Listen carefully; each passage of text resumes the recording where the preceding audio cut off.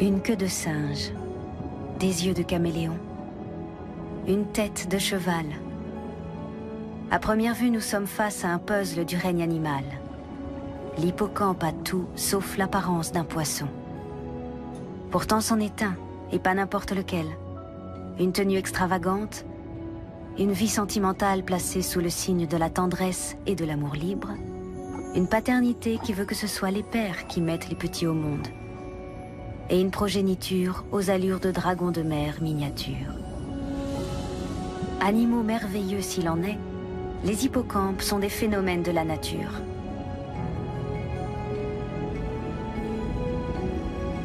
De tout temps, on leur a attribué des pouvoirs magiques.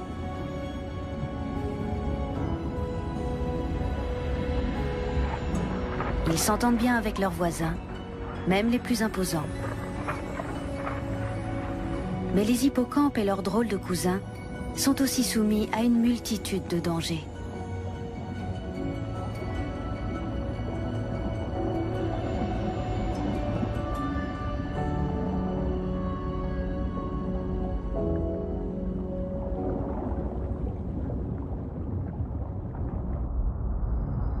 L'étang de Thau, près de Sète, sur la côte méditerranéenne, est un paradis pour les hippocampes.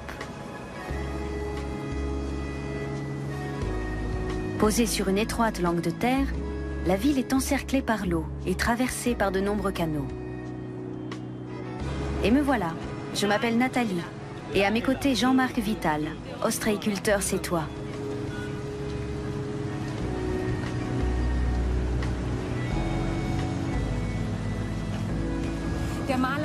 La ville de Sète, souvent surnommée la Venise du Languedoc, est une destination très prisée des touristes. Sa situation géographique n'est pas banale. Elle est délimitée au sud par la mer Méditerranée et au nord par une lagune, le fameux étang de Thau.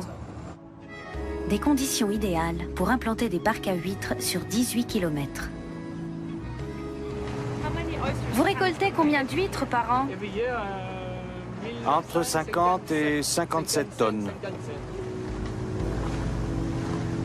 Dans l'étang de Thau, l'eau douce et calcaire des Pyrénées se mélange à l'eau salée de la Méditerranée. Une combinaison parfaite pour l'ostréiculture. Autour des cordes d'huîtres, le plancton prolifère. Une aubaine pour les hippocampes qui en raffolent. La partie occidentale du bassin fournit environ 10% de la production ostréicole française.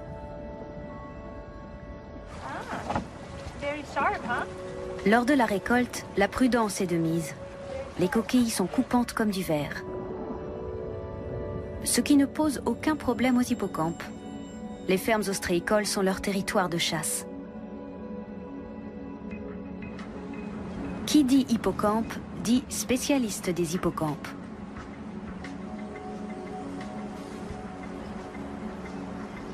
On les trouve à la station de biologie marine de Sète. Le zoologiste Patrick Louisy et sa fille Maïté sont incollables sur le sujet. Ils savent exactement où trouver des hippocampes dans la luxuriante flore sous-marine.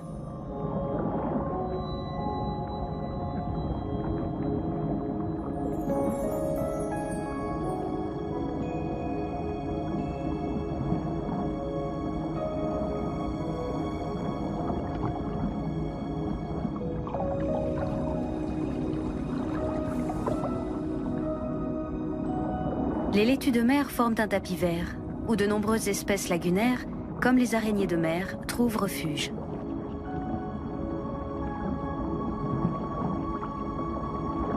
Ce crustacé d'une taille imposante est parfaitement invisible dans le sable.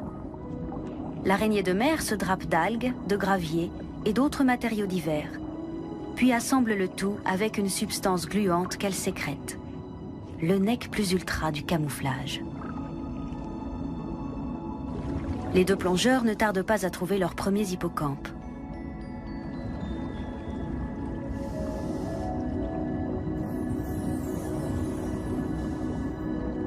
Patrick complète une fiche d'échantillonnage qui l'aidera plus tard à préciser la taille et l'âge du spécimen.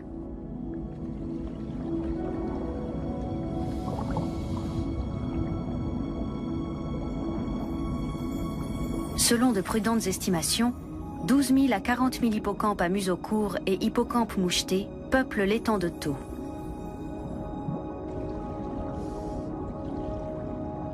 Leur couleur varie du brun sombre au jaune clair, selon l'environnement dans lequel ils évoluent.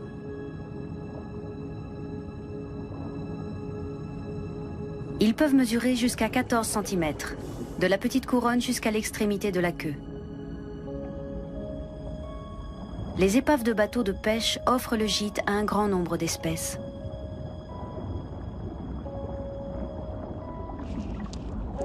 Au pied d'une épave, un Bernard l'ermite déménage.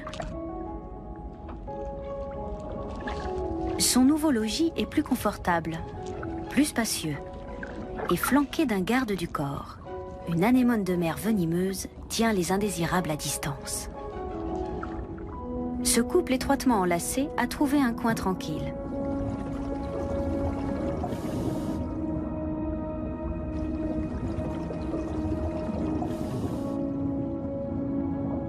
Alors que les populations d'hippocampes diminuent aux quatre coins des océans, celle de l'étang de Thau s'est plutôt bien maintenue.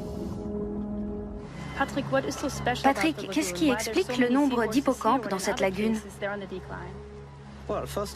D'abord, la nourriture y est abondante. Ensuite, la lagune est très étendue, large et profonde. Elle offre un milieu stable parfaitement adapté aux besoins des hippocampes.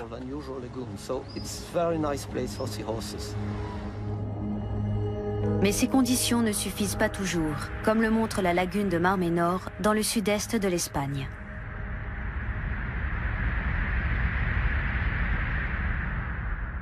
Elle est séparée de la mer Méditerranée par un long cordon de littoral fortement urbanisé.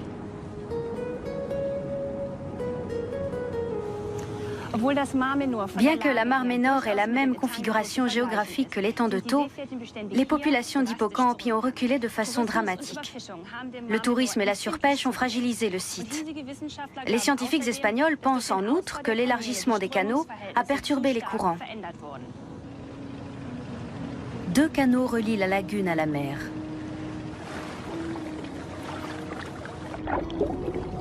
Au premier abord, tout paraît normal.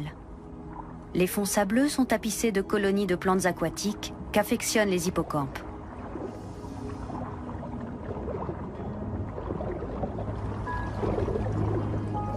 Les épaisses prairies d'algues donnent l'impression d'un milieu sain.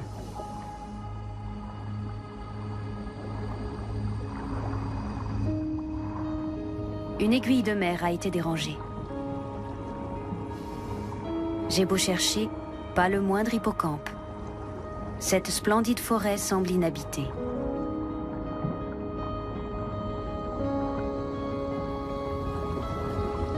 Seul un couple d'aiguilles de mer s'apprête à assurer sa descendance.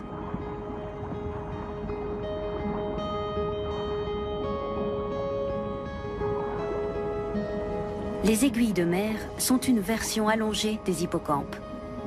Malgré la différence de silhouette, les deux espèces ont de nombreuses caractéristiques en commun, tant physiques que comportementales.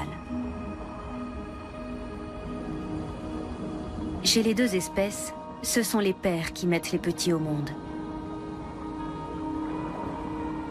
Le mâle porte les œufs sous son ventre. Une fois éclos, les petits s'accrochent à lui et se laissent transporter.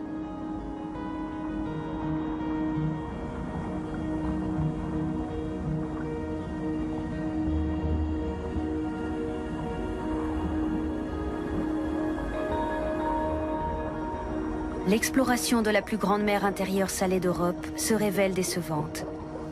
Pas un seul hippocampe. On aura peut-être plus de chance à 100 km au nord, face à la petite île de Tabarka.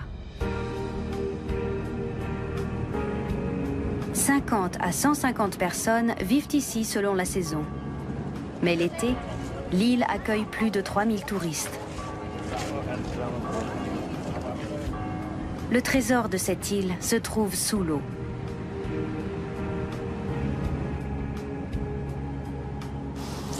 Tabarka est une ancienne colonie pénitentiaire. Aujourd'hui, les touristes y viennent pour la journée et les biologistes marins s'y intéressent, car Tabarka fait partie d'une des grandes réserves sous-marines de la Méditerranée, réputée pour ses herbiers.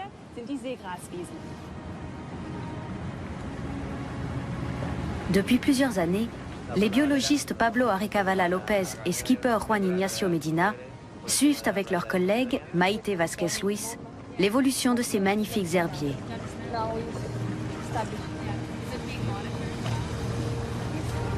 La réserve marine s'étend sur 1400 hectares. Grâce à sa richesse en plantes aquatiques, elle offre un refuge à beaucoup d'espèces qui sont en voie de disparition ailleurs. Les seiches sont aussi à l'aise dans les champs de Posidonie que les hippocampes.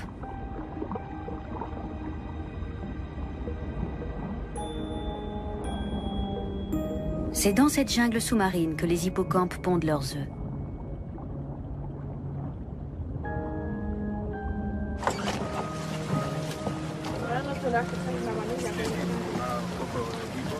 Première observation, rare de surcroît, celle d'un hippocampe qui se laisse dériver au gré du courant.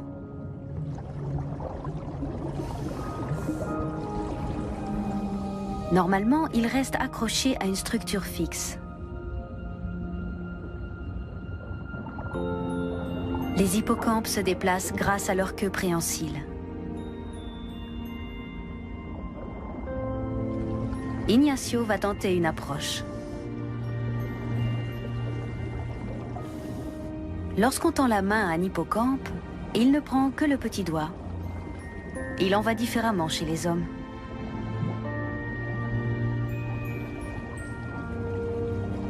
Pour les scientifiques, c'est un grand moment.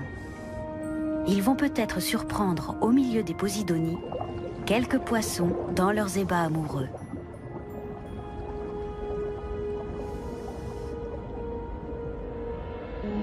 En guise de préliminaire, les hippocampes dansent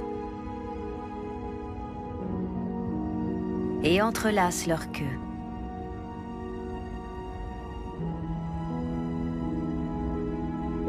Le mâle, reconnaissable à sa grosse poche ventrale, n'a pas de concurrent et peut profiter de sa belle en exclusivité.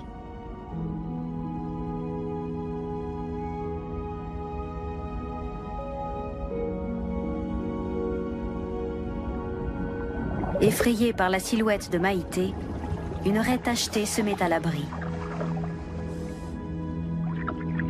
L'aiguille de mer continue de manger sans se laisser distraire. Les minuscules crustacés qu'elle cherche à engloutir lui donnent du fil à retordre.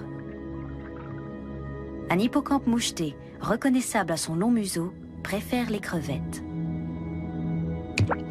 Il referme la bouche à une vitesse fulgurante, trop rapide pour l'œil humain.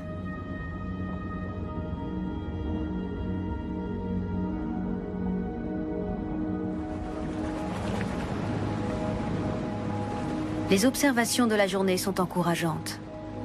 Mais dans la pénombre du crépuscule, l'exploration des fonds s'avère moins concluante.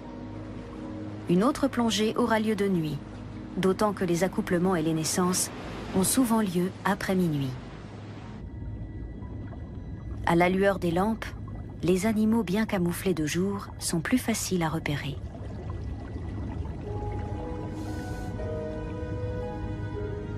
Très vite, un couple d'hippocampes surgit devant la caméra.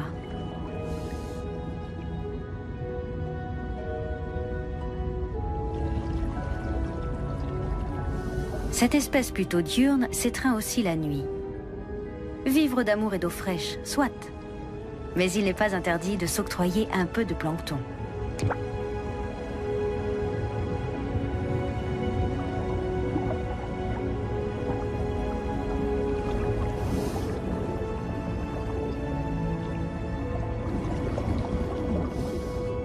Deux bébés hippocampes sont déjà en goguette.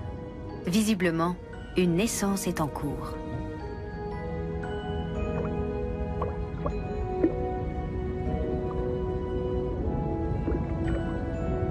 Le père contracte violemment ses muscles abdominaux pour expulser les petits de sa poche.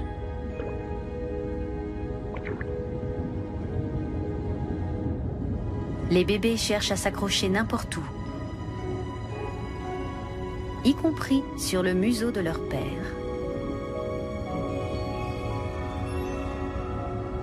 Se laissera-t-il mener par le bout du nez?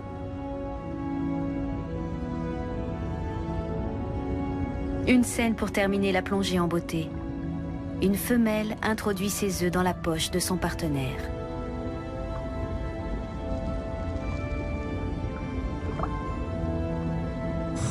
Oh, was war das schön! C'était magnifique. Je n'avais jamais assisté à la naissance de petits hippocampes dans la nature. C'était très émouvant. Je m'en souviendrai toute ma vie. La piste des hippocampes nous conduit maintenant sur la côte occidentale de la Floride, dans la baie de Tampa.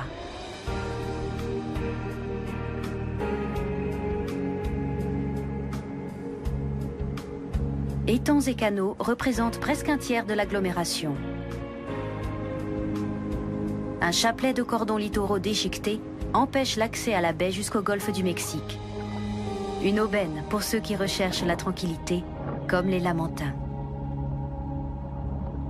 Ici, les lamantins affichent fièrement leurs 1000 kilos, alors que les hippocampes à long museau s'enorgueillissent de leurs 17 grammes.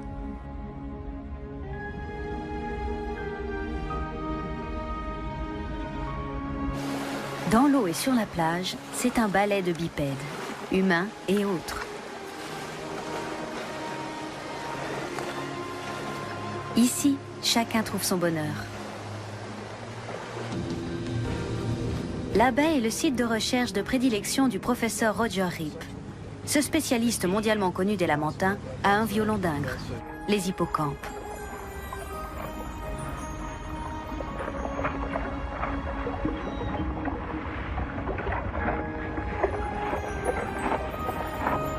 Les lamantins sont exclusivement herbivores et d'une sensibilité à fleur de peau.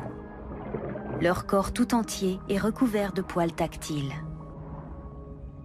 En Floride aussi, les plantes aquatiques jouent un rôle fondamental pour les hippocampes, en leur offrant, à eux et leur progéniture, abri et nourriture.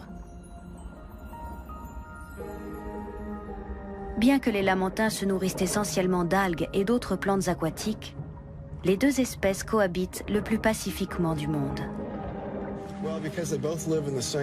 Les deux espèces vivent dans le même milieu.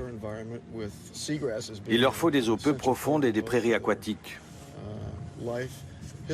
La bonne santé de ces prairies est bien évidemment un facteur indispensable à leur survie. Malheureusement, la navigation, l'urbanisation et la pollution dégradent les herbiers. La qualité de l'eau est également en péril à cause de la pollution. Sans oublier la prolifération du plancton toxique qui provoque une marée rouge et peut être nuisible aux lamantins et aux hippocampes. Ce phytoplancton de couleur rouge sécrète des substances toxiques qui se concentrent le long de la chaîne alimentaire et représente un danger mortel pour les poissons, les oiseaux et les mammifères.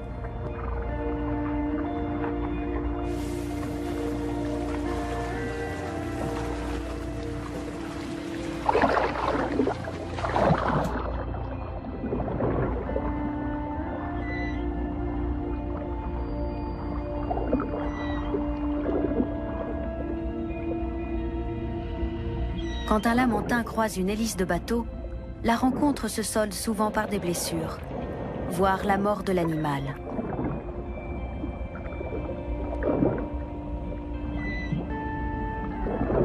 N'ayant pas de prédateurs, les lamantins ignorent la prudence.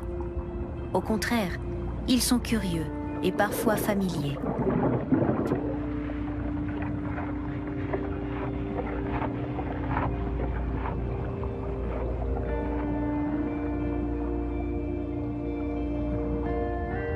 Assister à un tête-à-tête entre deux lamantins d'une tonne et demie est une rencontre inoubliable. En les regardant évoluer, on devine leur extrême intelligence, même si la taille de leur cerveau par rapport au reste du corps ferait pencher pour le contraire.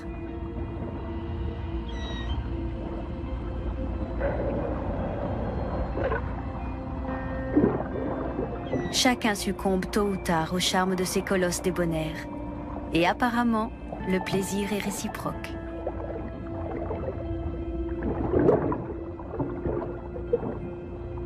L'équipe en a presque oublié les hippocampes.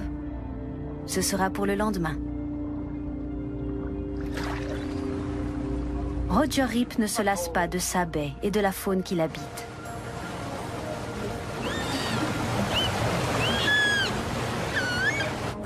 Et il n'est pas le seul. D'autres scientifiques s'intéressent aux prairies sous-marines de la baie de Tampa et à leurs nombreuses énigmes.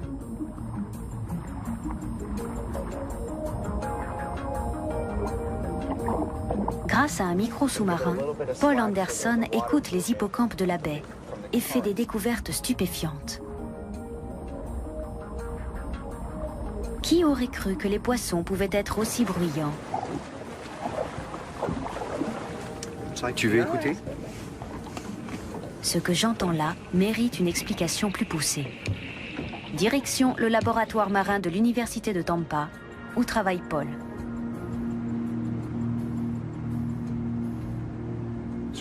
On va mettre des minuscules crevettes dans l'aquarium et enregistrer les bruits que font les hippocampes en mangeant. J'allume le haut-parleur. À mon signal, tu mets les crevettes dans l'eau et on notera la durée des clics. Ok? Vas-y. Avant chaque capture, les hippocampes émettent un clic, inaudible pour l'oreille humaine, mais qui peut être enregistré par les appareils. Femelle? 9,40. Mâle? 9,43. Pour classer les différents clics, on place dans l'aquarium un mâle et une femelle.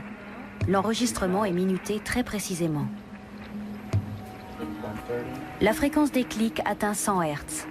Pour savoir ce que les hippocampes peuvent entendre, Paul effectue en même temps un enregistrement et un électroencéphalogramme. L'électroencéphalogramme nous indique à quels sons les hippocampes réagissent et donc ce qu'ils peuvent percevoir.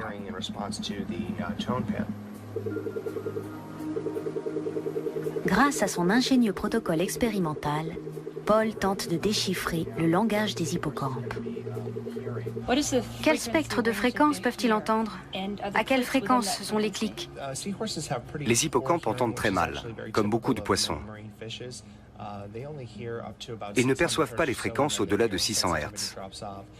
Au mieux, ils perçoivent les sons compris entre 200 et 300 Hz, soit précisément la fréquence des clics qu'ils émettent en mangeant.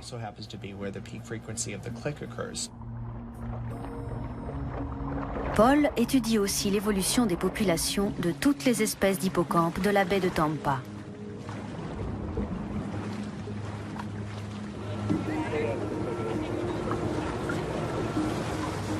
Pour les besoins de ses travaux, il capture des individus grâce à des filets spéciaux. Un minuscule hippocampe nain, une prise fragile.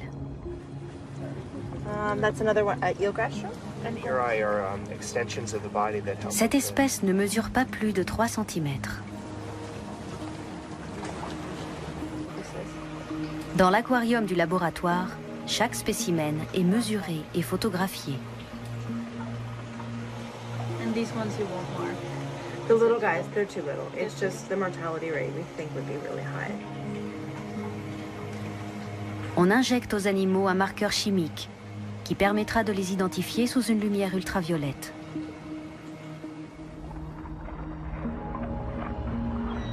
Malheureusement, les résultats de l'étude sont loin d'être positifs. Les populations d'hippocampes dans la baie de Tampa diminuent. Une des raisons de leur déclin est liée au commerce dont ils font l'objet. Hong Kong en est la plaque tournante. Depuis le 19e siècle, Hong Kong joue un rôle de premier plan dans les échanges mondiaux. Ici, tout s'achète et tout se vend.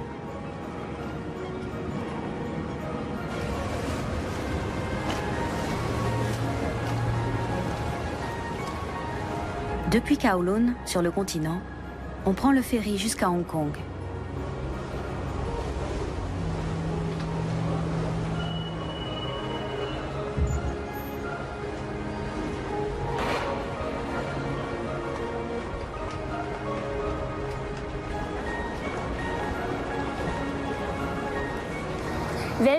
C'est ici qu'on trouve le principal marché des hippocampes, utilisé dans la médecine traditionnelle chinoise. Il y aurait plus d'un demi-million d'hippocampes séchés dans les 3000 boutiques. Un nombre incroyable. Premier fournisseur, les Philippines, où les populations d'hippocampes des récifs coralliens ont été quasiment décimées. Allons faire un tour dans une de ces boutiques.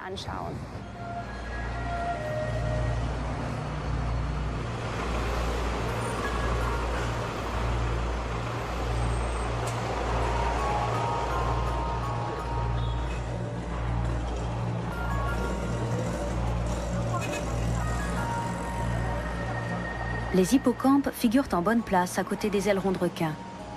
Ils sont censés guérir l'impuissance et soigner à peu près toutes les affections organiques.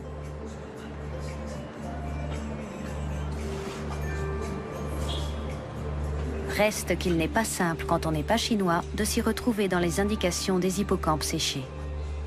C'est pour mettre dans la soupe? Oui. C'est pour manger? Oui, oui. Pas pour se soigner? Je peux en rapporter en Allemagne? Oui, bien sûr. Pour satisfaire la cliente, la vendeuse ne répond que par l'affirmative. Une coutume extrême-orientale assez déroutante pour des Occidentaux. Contrairement à une idée reçue, les hippocampes ne sont pas une spécialité thérapeutique chinoise. Jusqu'au XIXe siècle, des charlatans européens les prescrivaient contre la chute de cheveux.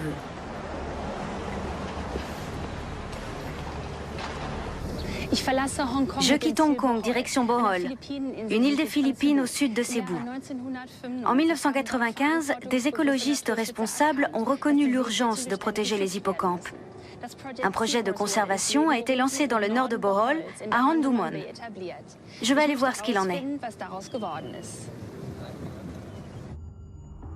L'île de Bohol se situe au cœur de l'archipel des Philippines. Il faut d'abord rejoindre l'île de Cabilao avant de rallier Handumon par bateau. Une excursion difficile.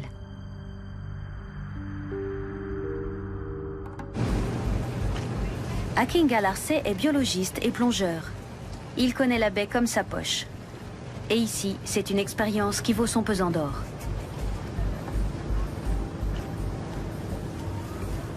On ne peut naviguer qu'à marée haute, d'où la nécessité d'en connaître la durée pour ne pas manquer notre destination. Un petit village à l'histoire originale.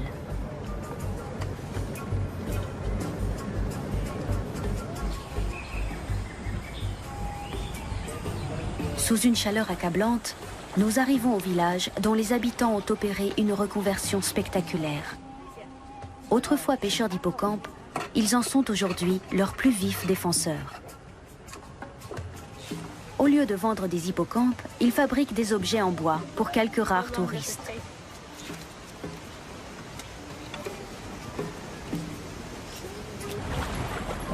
Les pêcheurs se sont découverts une autre activité lucrative, la culture des algues rouges pour l'industrie chimique. C'est à partir de ces algues qu'est produit l'additif alimentaire E407, également appelé carragénane. Les lampes qui servaient autrefois à la capture des hippocampes servent aujourd'hui uniquement à l'éclairage du site.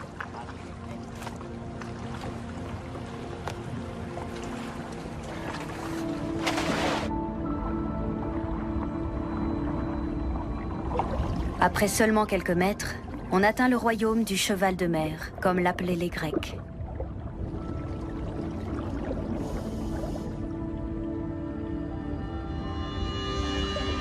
Premier hippocampe dans le halo du projecteur.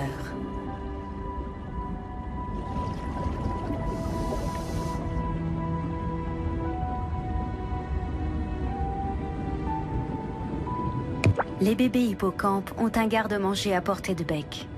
Le plancton est abondant. Une apparition féerique se matérialise devant l'objectif. Un jeune hippocampe à 2 têtes.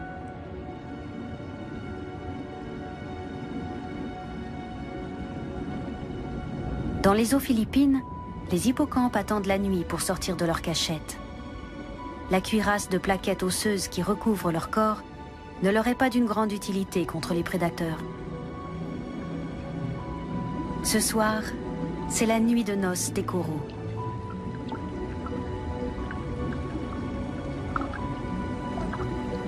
La lune et les marées donnent le coup d'envoi de la ponte collective.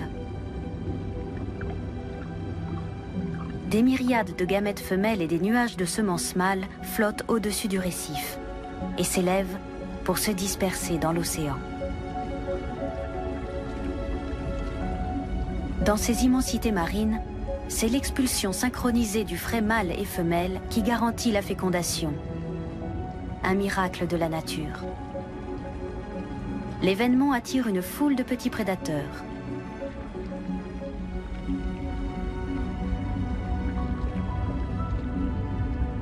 Même les hippocampes profitent de cette manne.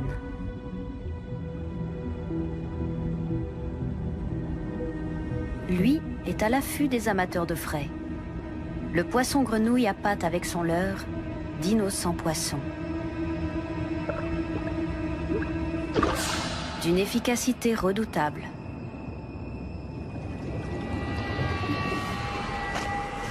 Le lendemain, le navire des plongeurs a déjà changé d'endroit.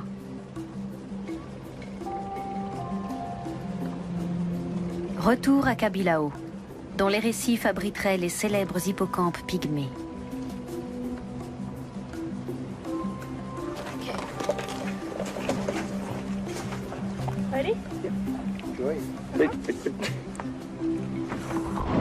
Sous l'eau, des poissons aux formes et aux couleurs les plus diverses nagent au-dessus de gigantesques colonies de coraux.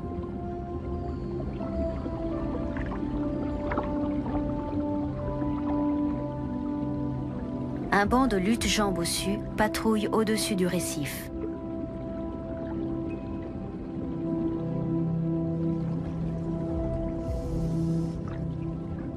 Au milieu de la végétation, un inventeur de génie. Un crabe boxeur a muni le bout de ses pinces de 2 anémones de mer avec lesquelles il capture le plancton. Toute cette agitation laisse le poisson grenouille de marbre.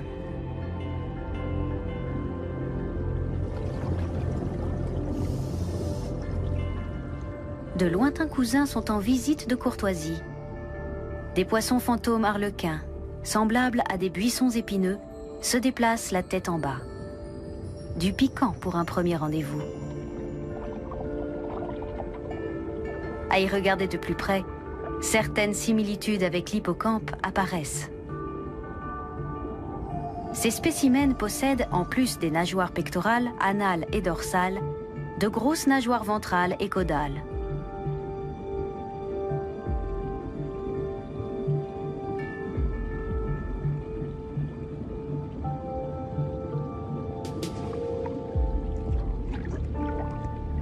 La crevette en costume de clown est dotée d'un appétit féroce. Croiser sa route peut mal se finir. Demandez à une étoile de mer. La crevette arlequin cherche le point faible dans la cuirasse de sa proie, à savoir l'anus, pour la ronger de l'intérieur.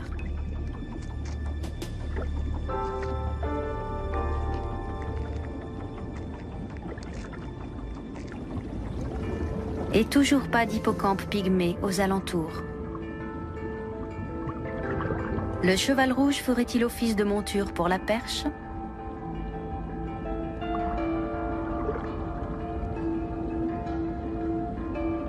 Partout des hippocampes en fanfreluche, mais aucune trace des pygmées. Un couple accomplit les salutations rituelles. Les hippocampes à queue de tigre sont fidèles, même s'ils ne passent pas toute la journée ensemble. Un récif ressemble à une grande ville. On y croise une faune farfelue et bigarrée. Des crevettes qui se pavanent au-dessus des anémones. Ou encore le poisson mandarin qui se gonfle d'importance, mais qui est parfaitement inoffensif. On rencontre aussi des individus avec lesquels on ne plaisante pas. Les cônes, par exemple. Celui-ci déploie son siphon pour sentir sa proie. Il vise la gobie, puis lance son harpon venimeux. Imparable.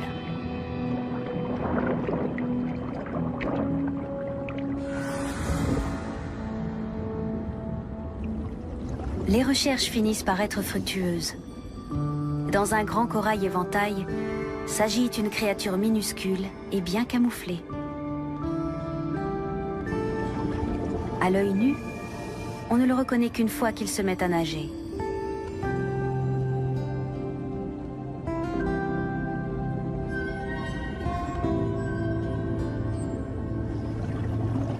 Un peu plus loin, d'autres hippocampes pygmées, mais dans une tenue tout à fait différente, parfaitement adaptée à cette autre variété de corail.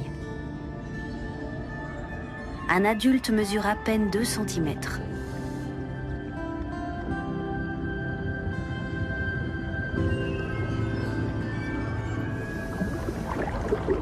Les hippocampes ne sont pas des inconditionnels des coraux mous.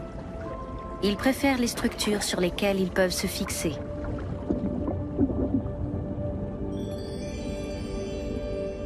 Ce couple attend apparemment un heureux événement. Le père est enceinte jusqu'aux yeux. Ces coraux en éventail, appelés gorgones, poussent dans des endroits stratégiques.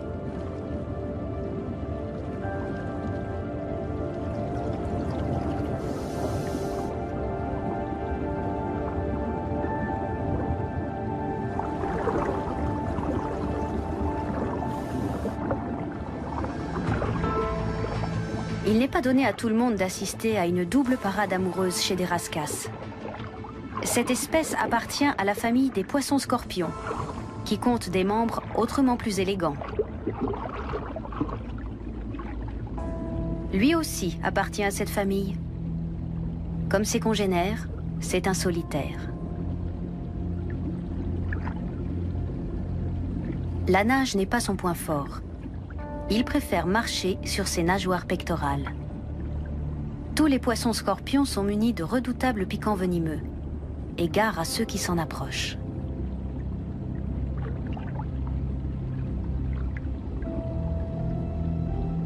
Cela vaut aussi pour le poisson-feuille Cacatoès.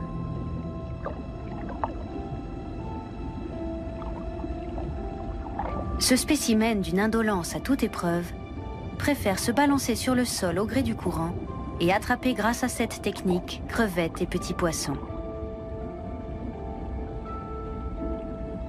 Ici, les espèces exotiques sont légion. On y trouve même le pégase, une espèce hautement excentrique.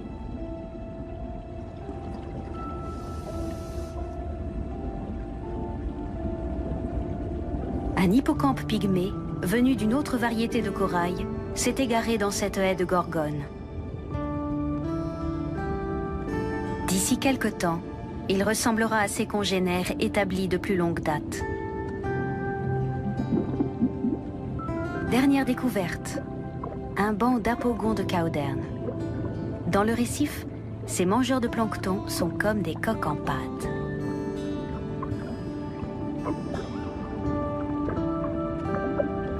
Les imprudents finissent dans l'estomac du poisson-grenouille.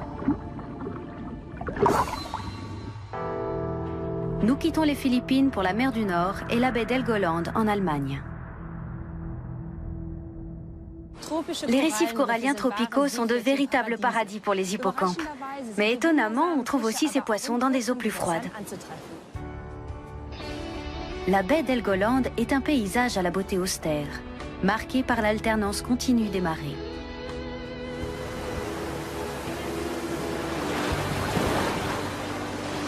Les veaux marins y sont aussi incontournables que le vent et les vagues. Ils restent immobiles sur les bancs de sable ou jouent dans les rouleaux.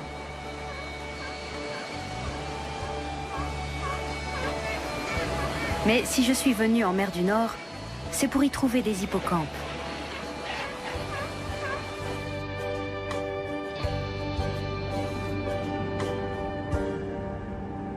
Au début du XXe siècle, la présence d'hippocampes dans les prairies aquatiques de la mer du Nord était encore chose courante et s'expliquait par les zones d'eau peu profondes.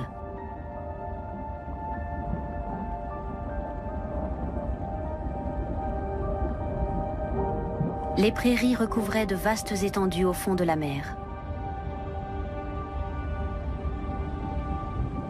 Aujourd'hui, ces fonds ne sont plus qu'un morne désert. Pendant près de 70 ans, on a pensé qu'il n'y avait plus d'hippocampes au large du littoral allemand de la mer du Nord, jusqu'à un fameux jour de 2001. Il était une fois un bateau parti à la pêche au crabe dans la mer du Nord, près du Südroxand. Jan Hort manœuvre son bateau comme d'habitude entre les hauts fonds de la baie. Alors qu'il contrôle les prises avec ses collègues, il remarque quelque chose d'exceptionnel. Une capture très inhabituelle.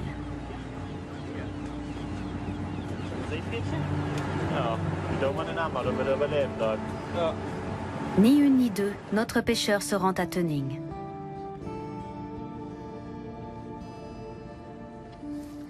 Le pêcheur a donné l'hippocampe au Multimar Vadforum et je m'en vais découvrir ce qu'il est devenu.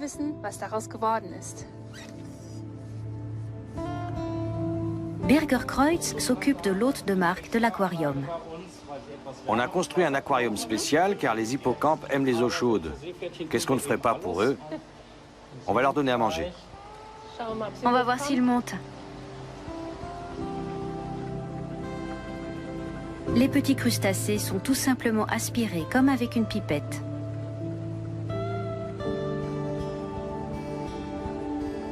Les bassins ont été conçus pour répondre aux exigences de l'espèce.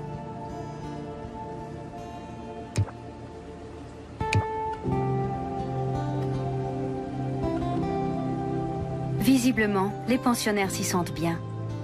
Aujourd'hui, de nombreux hippocampes peuplent les aquariums du Multimar Vadforum. Petit historique. Peu de temps après, on a découvert un autre hippocampe qu'on a baptisé Saint-Pierre, car il a été capturé à Sankt-Peter-Ording. On a accouplé les deux individus qui ont eu beaucoup de petits. Et qu'en avez-vous fait? Nous les avons donnés à d'autres aquariums qui sont d'autant plus intéressés par les hippocampes qu'ils sont très rares. Je précise que c'est une espèce protégée et qu'on n'a pas le droit de les pêcher. Des mesures de protection qui, espérons-le, contribueront à reconstituer les herbiers et à faire revenir les hippocampes dans la mer du Nord.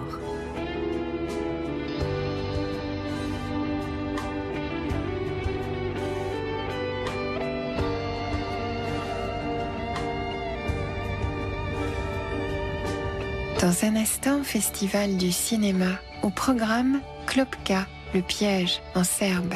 L'histoire d'un père qui va réaliser l'impensable pour tenter de sauver son fils. Et si vous aimez le film, votez pour lui sur notre site. Votre soirée sur Arte.